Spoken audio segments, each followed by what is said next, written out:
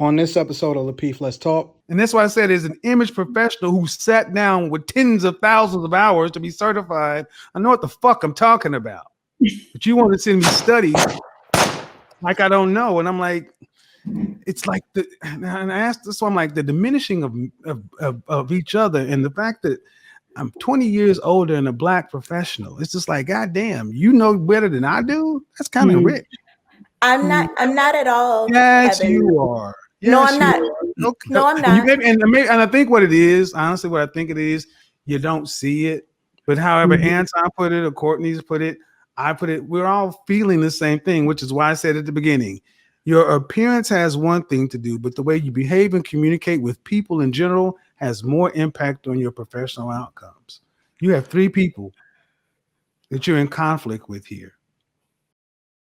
Because I wanted you to chime in on the whole conversation about side chicks. Okay, yeah. And women giving side chicks praise. And I wanted to get your insight on that. Okay, see, so I want to be clear that look at it from a historical context. A side chick, mistress, a woman that fulfills roles that your wife may not be as competent to fill in. Because the question was, can you learn anything from your side chick? Or something like that. Well, if you look at polygynist or polygamous relationships, oftentimes sister wives coach up other wives how to be better in certain areas. She's just a legal side chick, well, an acceptable side chick. But if you look back throughout history, men of power, men of resource have always had their principal wife and have had the opportunity to have women who came to their court to play the harp, read poetry, massage, dance, whatever. Did they have sexual access to these women? Of course. Did they always choose to opt for it? Sometimes yes, sometimes no. But those women would have been considered side chicks. Now, I think in Black America, we look at, I think our relationships are so basic to where we think we can get everything from one person. And a side chick per se does not necessarily mean it has to be a sexual relationship. Case in point, look at the average CEO of a Fortune 500 company. They take their executive assistant with them from company to company to company to company. That is called his work wife. Anybody in the company knows that his executive assistant is his work wife, but his wife at home is his primary wife. I have witnessed when executive assistants have coached wives up to try to make up with their husbands because she's around him more. So I think we were looking at it from just a strictly sexual standpoint, which I understand because it's the first thing that inflames passions. But if it ultimately gets down to say that if a woman is around your man and knows your husband in ways that you don't, and he goes to her for whatever, is there any benefit to you hearing what is there any benefit to you hearing or knowing what she does? And that's why I said all information is good as long as you, and that way I think the information can be good. So I don't expect a lot of people to like that though. I understand it, Kevin. I have a question. You were speaking about something about women being a muse. Can you explain that? Because I was interested in. A woman is a muse. Like Hugh Hefner, a reporter famously came to Hugh Hefner when he was in his late 60s, 70s. And they were saying, you got all these beautiful women around here, Hugh, you're old, you're decrepit. You got to know that they're just around here for the money. He said, I don't care why they're here. I just care that they're here. Because he liked being around beautiful women. It made him feel better. It was in a better point of view. And I will tell you guys personally, I have witnessed in company executive packages, the line item miscellaneous was written into their compensation package to take care of their mistress. Because how many times you guys, I used to do a lot of business in strip clubs, and I would see these businessmen there all the time on Tuesday, on Thursday, with their favorite dancers to go in there to get an attitude adjustment or whatever, and then go back to the trading floor or whatever. We understand that women can fulfill a purpose that's not just sexual. Sometimes they just need, and I think that in Black America in particular, we have such we're so against paying for anything. The whole notion of tricking and all that kind of stuff. We, brothers like, I ain't paying for shit. If I got to be able to get it, and vice versa. So I think our relationships have become rather primitive, man. We don't. So let's say Courtney. Mm-hmm. A woman like Courtney has benefit to a man just being around her. Her level of femininity reinforces your masculinity, and because you can tell being in the presence of a feminine woman, being in the presence of a masculine woman, she drains you because you're in competition, you're in combat mode. She rejuvenates you. So women have a muse ability that honestly I don't think many men look at because we just want to have sex. So thank you. I know Okay, we you got look Kevin. bothered. huh? Kay look bothered. What's going on? What? What's wrong? Nothing is wrong. I was just listening. I definitely like Kevin's points about things that we need to do as a Black community in terms of like less complaining, more doing, just getting what you need to get, doing what you need to do. 100%, I agree with that. I think I started making a face when it was time to start talking about how like masculine men. My views on this are that masculine men don't like have that problem. They're not walking around like, why are women so masculine? Like masculine men just attract feminine women, and even women. And another thing, I think a lot of men get confused and think that every woman is supposed to treat them like their man, like random internet strangers. No, like I'm going to talk to you based on my logic, my opinions, just a regular conversation. Are we talking about in your personal life? No, I'm talking about what you were just talking about. Because you said masculine men attract feminine women. You can control that in your personal life, but in your professional life, the people in your organization are placed around you. Oh, so we're back to the professional. No, we're talking about a global concept. So what I'm saying is masculine men, when given an opportunity to choose to be around feminine women because there's a restorative thing that comes from them. However, everybody don't own their own business and can't control their own environment. I've come from corporate sales. They're some of the most aggressive masculine women, especially Black women, and even the way Black women in this particular regard versus white women versus Hispanic women versus Asian women versus Middle East women, the way they choose to display their masculinity and aggression can be taxing. That's my point. Yeah, I agree with you. You're saying that masculine men don't attract these kind of women. Not a matter of attraction. I just said being in their proximity.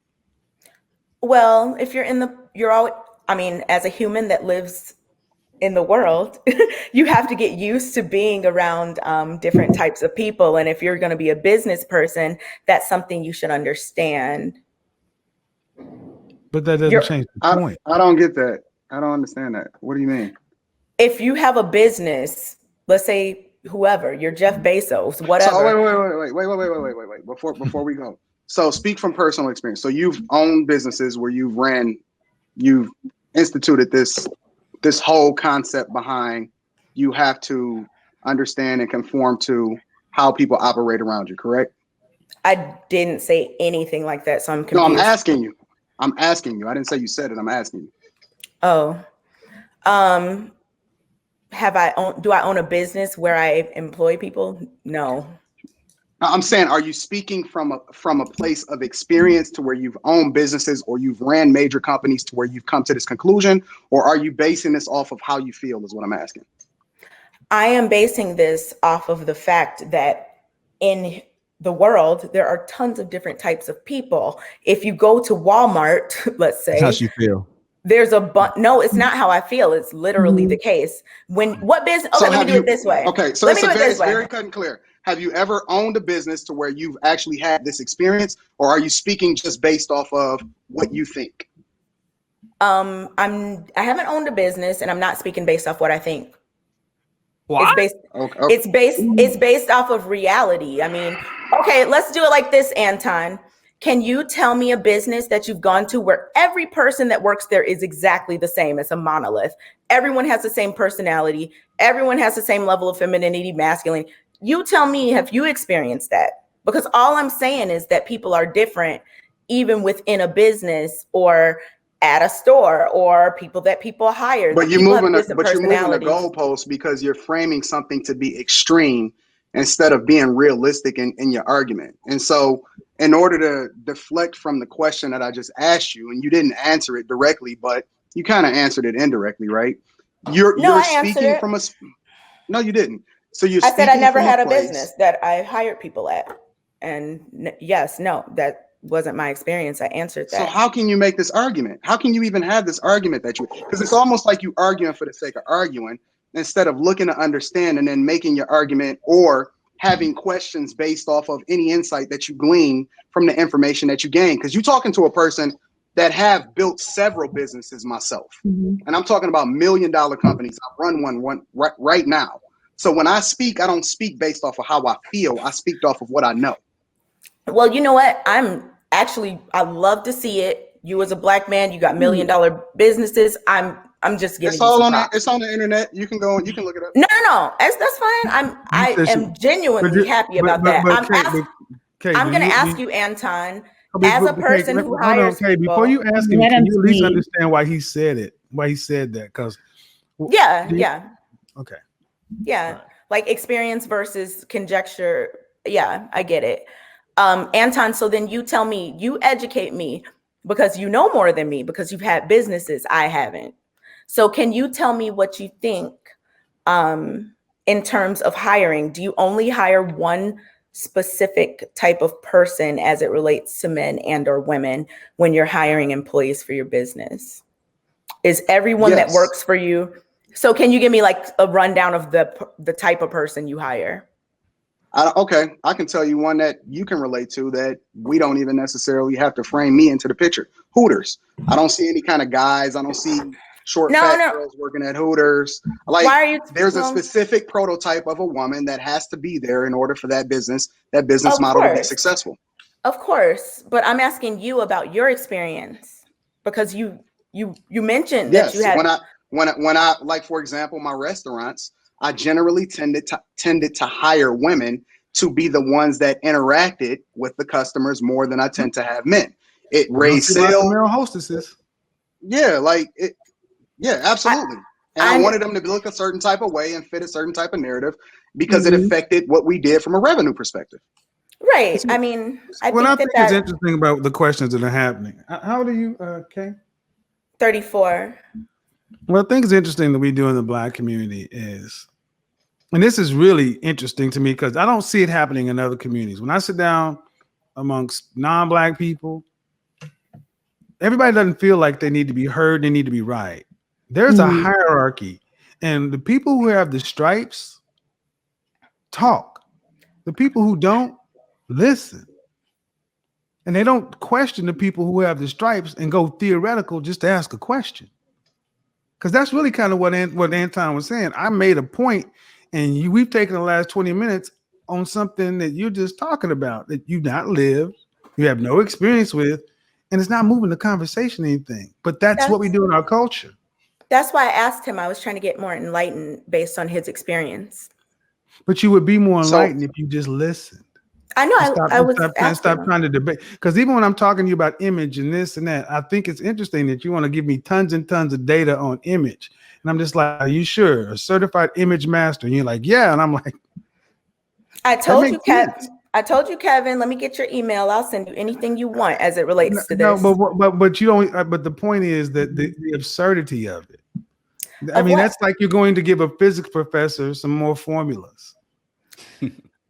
But you're not a researcher, are you? He's a professional. That's what I mean. Courtney, he's grown. He can speak for himself. What? See, you can see, and this is. Hold on. Before we even do this, here's the thing. It's one thing to, because again, and that's the whole reason why I called you out when you first started making when we first brought up this conversation, because I don't honestly think, and we can go down that path too, because I'm very much like prepared to be an entertainment, on this show, right? But when you first came onto this whole subject, you framed it like you were the only person that was natural and you the only one on the show and out of all of the women. So I don't think that you're coming from a place of being authentic, and I think that you're coming from a place to try to make a point.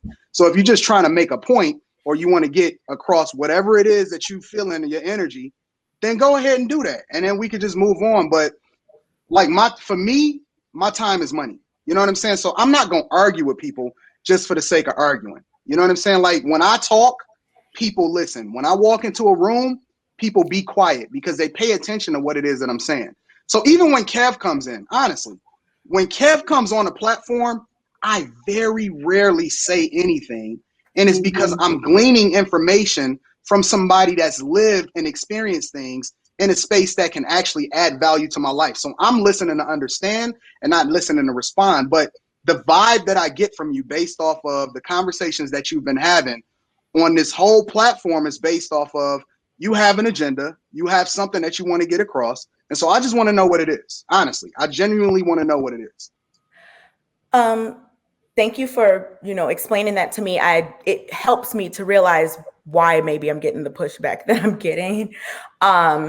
When we started talking about the women and beauty standards and just natural beauty situation, I was simply bringing up the fact that can be substantiated by data that Black women with natural hair do have a harder time in society because of their natural hair. Like I said, anyone who wants those studies, I can definitely send them to you. Now, I get what Kevin was saying, that it shouldn't matter. Let's just do what we need to do.